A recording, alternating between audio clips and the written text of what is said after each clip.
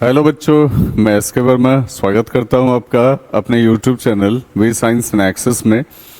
हम लोग convex lens का इमेज फॉर्मेशन पढ़ चुके थे बेटा। आज हम लोग पढ़ रहे हैं image formation by concave lens. Obvious आप समझ ही रहे हैं, डाइवर्जिंग है, बहुत कम केसेस होंगे, और डाइवर्जिंग है तो रेगो स्कैटर भी करेगा। ठीक है, तो ये सारी बातें आज हम लोग देखते हैं और कुछ उसके कोऑर्डिनेट्स भी देख लेते हैं आज, ताकि एनसीईआरटी क्वेश्चन सॉल्व करने में या न्यूमेरिकल सॉल्व करने में ज़्यादा परेशानी ना हो, है ना। चलिए आज का लेक्चर स्टार्ट करते हैं। देखिए बेटा, डाइवर्जिंग है, सिंपल सी बात है। तो रे अगर पैरेलल आएगी तो स्कैटर करेगी और इसको पीछे प्रोड्यूस करेंगे तो एफ मिलेगा आपको। ठीक है, अब चूंकि डाइवर्जिंग है तो ध्यान रखिएगा इसका एफ और 2f इधर ही लिखिएगा, इधर आप एफ डैश और 2f डैश लिखिएगा। ठीक है, चूंकि रे निकल तो उधर रही है, बढ़िया बात है, उधर निकल रही है, लेकिन अगर फोकस पर मीटिंग देखें, जैसे कन्वेक्स में देखें, जिस साइड ये फोकस पे मीट करता है वहां एफ लिखते हैं, उसके अपोजिट में एफ डैश लिखते हैं। तो इसका फोकस किधर हो गया? पीछे हो गया ना, भले ही वर्चुअली मीट कर रहा है, पीछे ही हो गया ना। तो यहां आप एफ लिखेंगे, 2f लिखेंगे, उस साइड एफ डैश और 2f डैश लिखेंगे। ठीक है, तो चलिए रूल में आते हैं। पैरेलल आया, स्कैटर करेगा in the line of focus, in the direction of focus. ठीक है, दूसरे नंबर में चलिए। दूसरा तो वही है जी, ऑप्टिकल सेंटर से गुजरेगा, चूंकि नॉर्मल का डायरेक्शन कंसीडर होता है, अनडेविएटेड गुजरेगा, अनडेविएटेड गुजरेगा, है ना। और इसी दोनों रूल पे इसका सारा का सारा इमेज हम लोग कर लेंगे। हाँ, यदि एक रे पैरेलल आ रहा है, ठीक है, तो फोकस के लाइन में बेटा ही डाइवर्ज कर जाएगा, इसको पीछे बढ़ाएंगे तो फोकस मिल जाएगा हमको। और अगर ऑप्टिकल सेंटर से गुजर रहा है, अनडेविएटेड गुजरेगा। बस यही दो रूल है। इमेज देखते हैं। जब ऑब्जेक्ट इन्फिनिटी पर हो तो इमेज तो दिखाते नहीं है, ये आपके इमेजिनेशन के लिए हमने डाल दिया है। एक रे आप ऊपर से पैरेलल लेके जाओ, डाइवर्ज करवा दो, और पता है पीछे बढ़ाएंगे तो फोकस ही मिलेगा। एक रे नीचे से पैरेलल, ऑब्जेक्ट इमेजिन कर लो इतना बड़ा है, एक अपर पॉइंट से एक लोअर पॉइंट से। आप कहोगे हम छोटा इमेजिन करेंगे तो नहीं होगा, तो छोटा ही करो, आप नजदीक से लेके जाओ। ठीक है, तो दूसरा रे जो है वो हम लेके गए, अब ये भी डाइवर्ज कर गया, इसको भी पीछे बढ़ाएंगे, फोकस पे जाके मिलता हुआ मालूम पड़ेगा, तो इमेज एफ पे ही बनेगा बेटा। ठीक है, और इधर मैंने आपको बता दिया एफ डैश 2f डैश ले लेना। ठीक है, तो हो गया ना, इन्फिनिटी का इमेज कहां बना? फोकस पे। कैसा बना जी? Image is formed at F, number 1। Image is virtual and direct, number 2, क्योंकि रियल मीटिंग नहीं है। और तीसरा बहुत छोटा, डिमिनिस्ड। अब ऑब्जेक्ट को थोड़ा सा आगे ले लो, कहीं भी जहां मन हो, एफ पर भी ले लो, कोई दिक्कत नहीं है। ये डाइवर्जिंग है, इन्फिनिटी पर बनाने नहीं जाएगा। जब भी बनाएगा तो एफ और ओ के बीच में ही बनाएगा, थोड़ा सा इधर बना ले, थोड़ा सा उधर बना ले, जो मिरर का केस था वही होगा। तो ऑब्जेक्ट आप रख लो, एक रे पैरेलल लेके जाओ, इसको स्कैटर कर दो, स्कैटर करके पीछे बढ़ा भी दो, फोकस से निकाल दो इसको। और दूसरा ऑप्टिकल सेंटर से भेजो बेटा, तो जहां जाके मिलता हुआ मालूम पड़ेगा वहीं इसका एक वर्चुअल एंड इरेक्ट इमेज बन जाएगा। और चूंकि डाइवर्जिंग है तो एच आई हमेशा स्मॉलर होगा किससे? एच ओ से, है ना।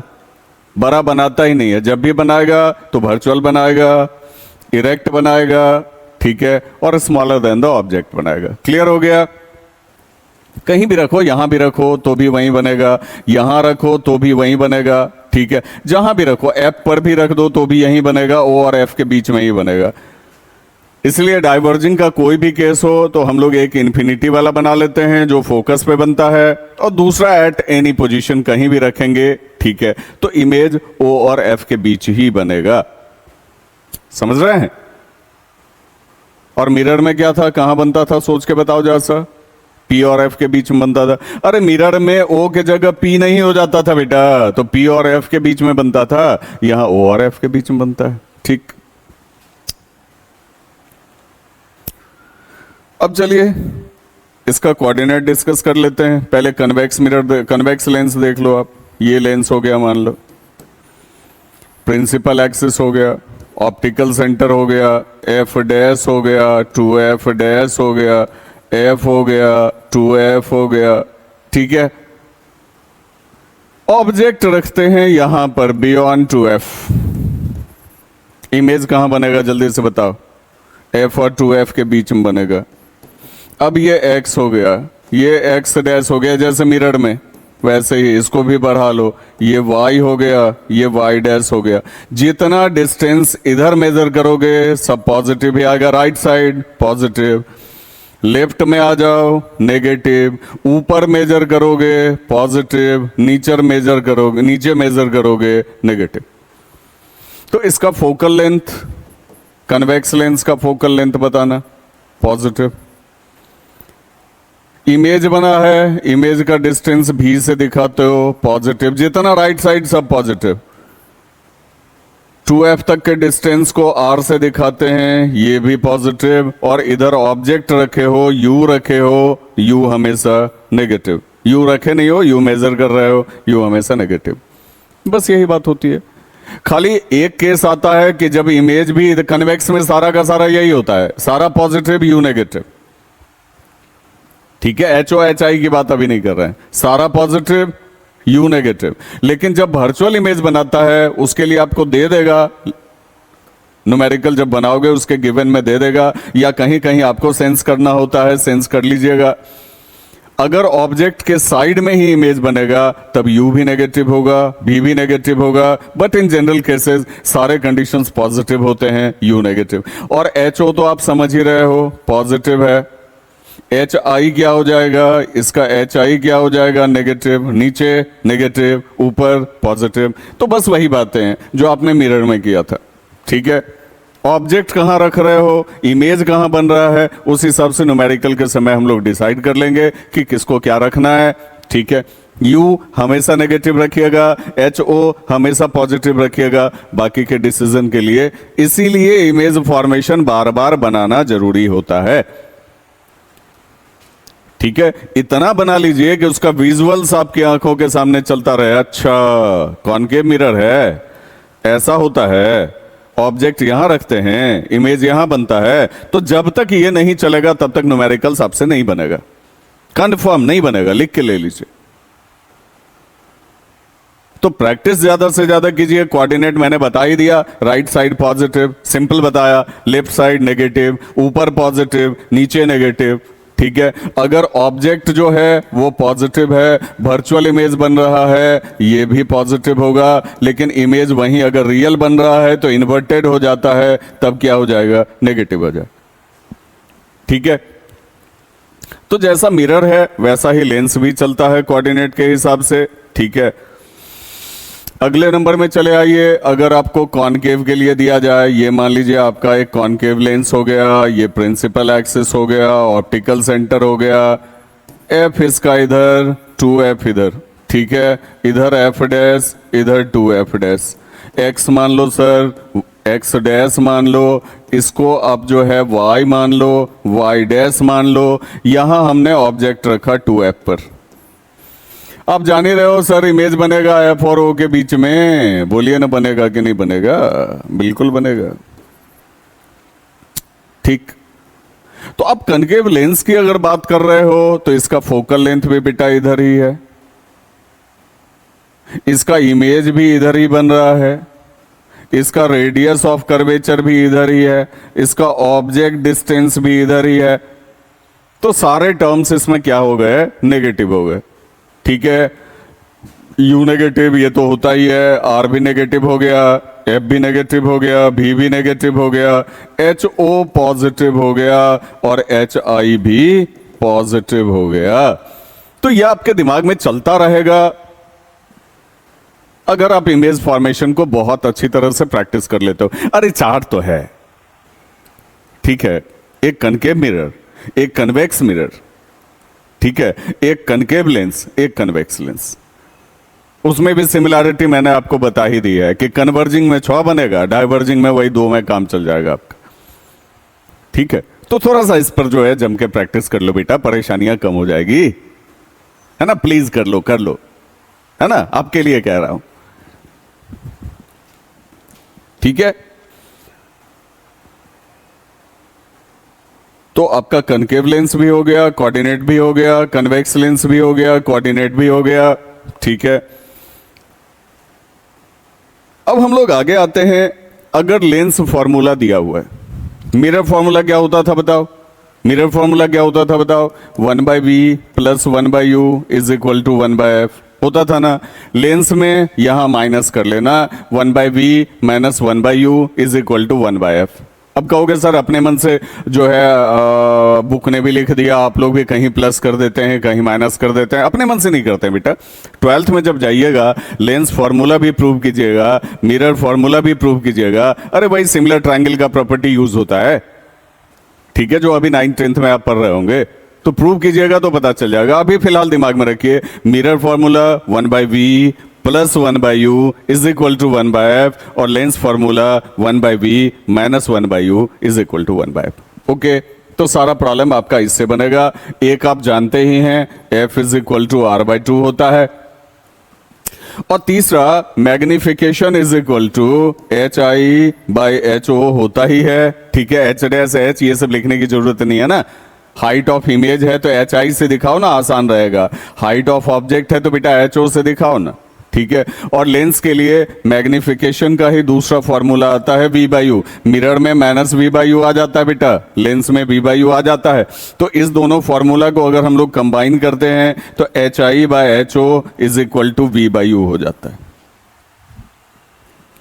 समझ रहे हैं। M is negative for real images, positive for virtual images. याद रखिएगा, मैंने कैलकुलेट करके भी आपको जो है बता दिया है, समझा दिया है पहले भी, कि रियल इमेज है तो मैग्निफिकेशन नेगेटिव आएगा और वर्चुअल इमेज है तो मैग्निफिकेशन पॉजिटिव आएगा, ठीक है। अब चलते हैं पावर ऑफ लेंस में। ये क्या होता है जी, पावर ऑफ लेंस क्या होता है? तो ये रेसिप्रोकल होता है फोकल लेंथ का। अब कोई भी लेंथ है उसका SI यूनिट बताइए क्या होता है, मीटर होता है। तो यूनिट निकालिएगा, SI यूनिट m⁻⁻1 हो जाता है। इसी को हम लोग डायप्टर कहते हैं बेटा, और D से दिखाते हैं। तो पावर का SI यूनिट हो गया डायप्टर। और ध्यान रखिएगा, फोकल लेंथ जब भी पावर में निकाले, पावर हम लोग निकाल रहे हैं, ठीक है, तो फोकल लेंथ को आप मीटर में कन्वर्ट कर लीजिएगा, F को मीटर में कन्वर्ट कर लीजिएगा, तब पावर निकालिएगा। चूंकि इसका यूनिट पर मीटर होता है, सेंटीमीटर में कभी मत निकाल दीजिएगा। न्यूमेरिकल बनाते वक्त सिखा दूंगा आपको, ठीक है। तो reciprocal of focal length is called power. Focal length का रेसिप्रोकल जो है मीटर में, वो जो है क्या होता है, पावर होता है। तो आप कहोगे मीटर में लिखना पड़ेगा, नहीं बेटा नहीं लिखना पड़ेगा, अंडरस्टूड है। चूंकि फोकल लेंथ है और लेंथ का SI यूनिट मीटर ही होता है ना। इसीलिए आप सीधे भी लिख सकते हैं, reciprocal of focal length is called power of a lens, ठीक है। और अंडरस्टूड रखिएगा दिमाग में कि मीटर में कैलकुलेट होता है।